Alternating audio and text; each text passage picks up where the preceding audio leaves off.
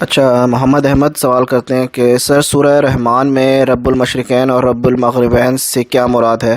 اس کے بارے میں تفصیل سے ضرور بتائیے گا۔ اچھا، رب مشرق اور مغرب کا کانسیپٹ جو ہے نا وہ ایگزسٹینشلزم کے اندر آپ نے سمجھنا ہے کہ کیا چیز کی حیثیت ہوتی کیا ہے اصل میں۔ ہم جو دیکھتے ہیں نا کائنات دنیا کو، یہ وہ 1% بھی نہیں ہے ریالٹی کا۔ ہمیں ہمارے آس پاس جو چیزیں نظر آ رہی ہیں، ہمیں تو جن بھی نہیں نظر آتے۔ میں ایک مثال دے رہا ہوں، ہمیں وہ ڈائمینشن نظر نہیں آتی، ہمیں وہ راستے نظر نہیں آتے جو اللہ نے کہا قرآن پاک میں کہ فرشتے استعمال کرتے ہیں۔ ہمیں فرشتے خود ہی نہیں نظر آتے۔ تو جب ذرا تر چیزیں غیب میں ہیں تو ہمیں پتہ ہونا چاہیے کہ we should not try and explain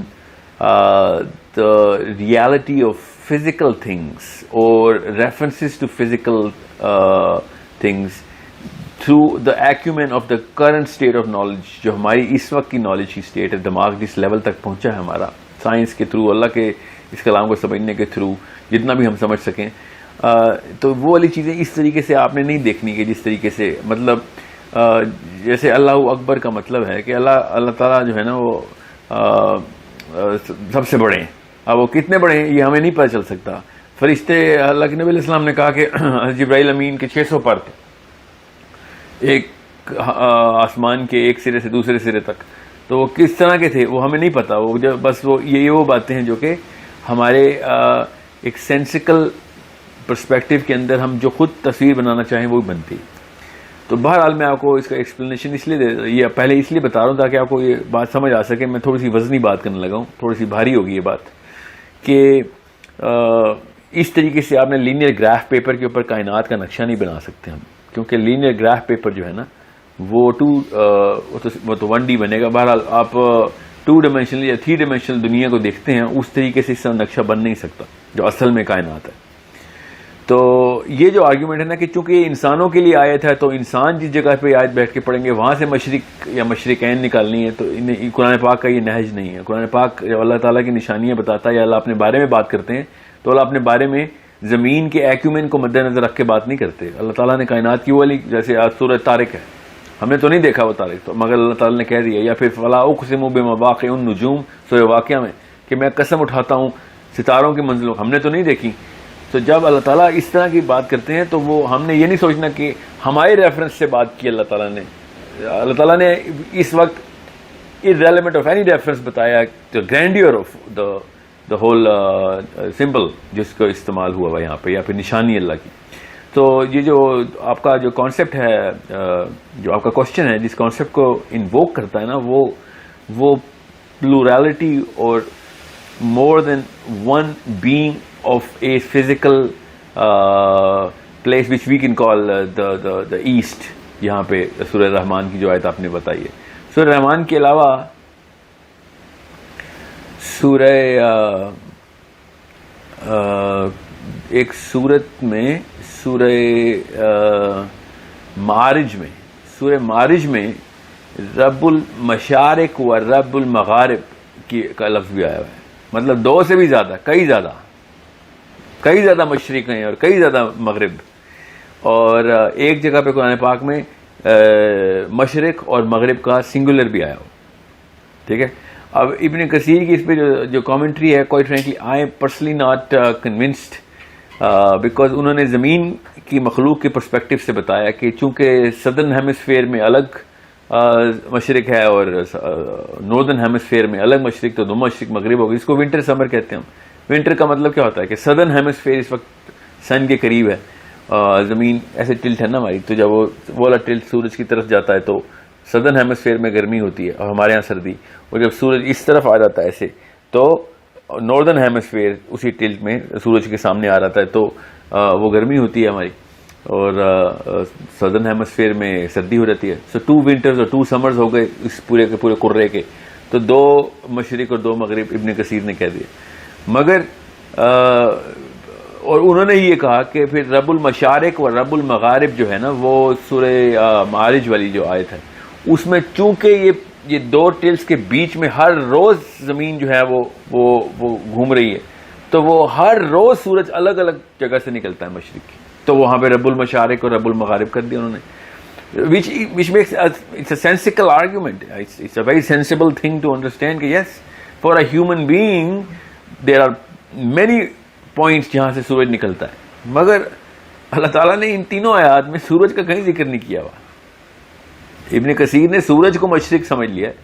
جو کہ ٹھیک ہے, اٹس اے گڈ آرگیومنٹ, تاکہ لوگوں کو اعتراض تو بند ہو کہ یار ایک تو مشرق ویسے بھی نہیں جس کو ہم سمجھ رہے ہیں, مگر ان تینوں آیات میں یہ ہم نے سورج کو کیوں ڈالا بیچ؟ جب بھی تفسیر ہوئی ہے سورج ڈال دیا کہ چونکہ سورج مشرق سے نکلتا تو وہ مشرق ہے, حالانکہ صرف سورج تو ایک پوائنٹ سے نکلتا ہے زمین کے, ہم ایز اے ہیومن بینگ دیکھیں تو باقی کا سارا ہورائزن مشرقی کہلاتا ہے. سورج تو نہیں اس ہورائزن میں ایک ہی وقت میں ایک ہی جگہ سے نکلتا ہے, مگر سمجھ لیں کہ وہ الگ الگ جگہ سے بھی نکلتا ہے. تو نارتھ پول سے تو کبھی بھی سورج, یا ناردرن موسٹ یا سائبیریا کے اینگل سے تو کبھی سورج نہیں نکلتا ہمارے یہاں, ٹھیک ہے. سو وہ بھی تو مشرقی ہے نا پاکستان کے لیے یا پوری دنیا کے لیے. یا فیجی کیا نام ہے, نیوزی لینڈ سے تو نہیں سورج نکلتا, وہ بھی مشرق میں ہے میرے. So it's not about the sun. I don't take it like کہ اس کو سورج سے مختص کر دیا جائے, مگر یہ میں آپ کو بتا دوں کہ جب آپ as a multi dimensional universe دیکھیں گے نا, تو ملٹی ڈائمینشنل یونیورس کے تھرو ان تمام آیات سے یہ کانسیپٹ بڑے آسانی سے کلیئر ہو جاتے ہیں کہ there are so many dimensions through which you can actually draw a linear line and you'll find out that there is a equal half of this universe which is combined together, and then one half becomes the east and one half becomes the west from wherever you're looking at. So یہ ایک concept ہے جو کہ irrelevant of the sun ہے, کیونکہ sun تو ایک ستارہ ہے, اس طرح کے کئی لاکھوں کروڑوں ستارے ہیں, ٹھیک ہے. تو